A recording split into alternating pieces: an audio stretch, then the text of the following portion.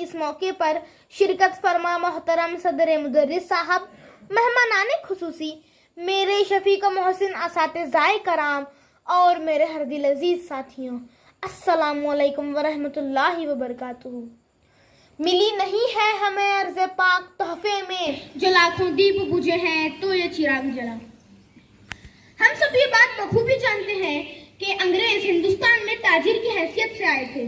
जब उन्हें ये महसूस हुआ कि हिंदुस्तान के हुक्मरानों में ना इत्तेफाकी है, उनकी इत्तेहादी ताकत कमजोर है, तो अंग्रेज हिंदुस्तान पर अपनी हुकूमत के ख्वाब देखने लगे। यहाँ तक कि उन्होंने हिंदुस्तान के बादशाह से तिजारती परवाना हासिल कर लिया। उन्होंने जो तिजारती परवाना हासिल किया था वो उसका बेजा इस्तेमाल करने लगे।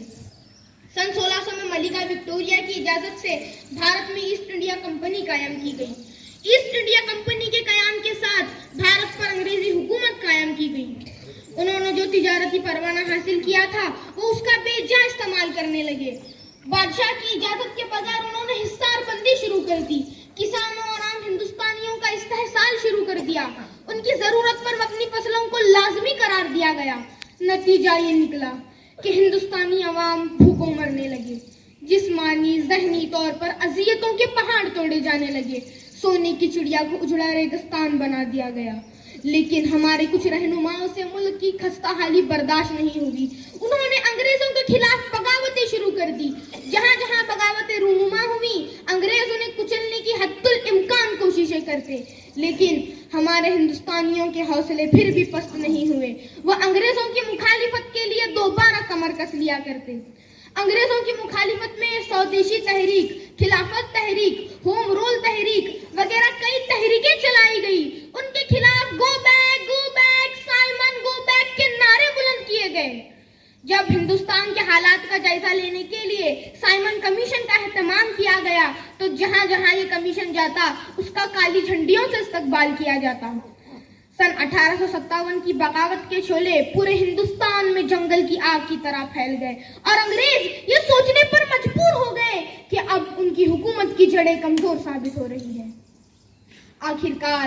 आखिरकार हमारे हिंदुस्तानियों की इत्तेहादी ताकत और हमारे रहनुमाओं की अनथक कोशिशों के बाअस मजबूरन अंग्रेजों को हिंदुस्तान छोड़ना पड़ा। 14 अगस्त की निस्फ शब, जब तकरीबन सारी दुनिया सो रही थी, हिंदुस्तान एक नई सुबह के साथ बेदार हो रहा था।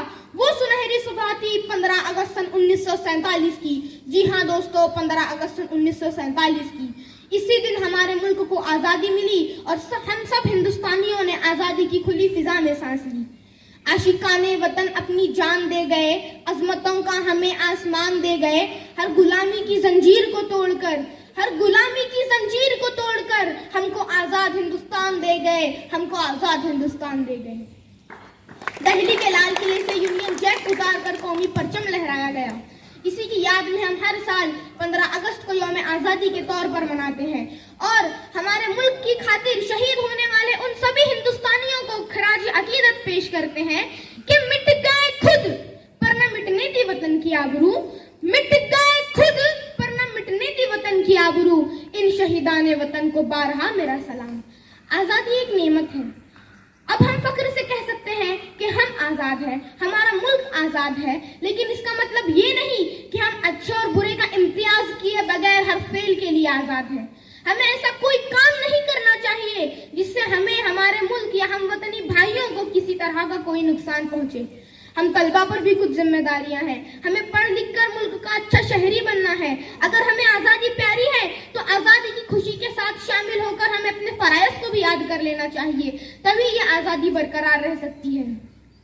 आज भी हमारी आज़ादी के लिए बैरूनी और अंदरूनी दोनों तरफ से खतरात हैं। बैरूनी हमलों का मुकाबला करने के लिए तो हमारी फौजें हर वक्त मुस्तैद हैं, लेकिन मुल्क के अंदर मजहबी फसादात, ज़बान और नस्ल के नाम पर अलग अलग रियासतों के मुतालबे वगैरह कई सारी खतरनाक साजिशें हैं जो कि हमारे मुल्क को न सिर्फ कमजोर कर देंगी बल्कि हासिल की हुई आज़ादी को फिर से खो देंगी। हमें चाहिए कि आज के दिन हम ये अहद करें कि हम मुल्क के वफादार रहकर इसकी तन मन धन से खिदमत करेंगे और आपसी मेल मोहब्बत के साथ हिंदुस्तान को खुशहाली के मकाम पर पहुंचा देंगे। आखिर में मैं इन मिसरों के साथ अपनी जगह लेना चाहूंगा।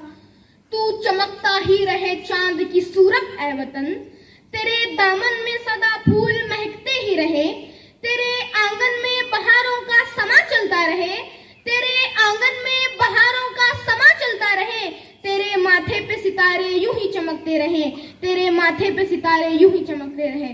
भारत माता की, भारत माता की। अभी तो टाइम नहीं है।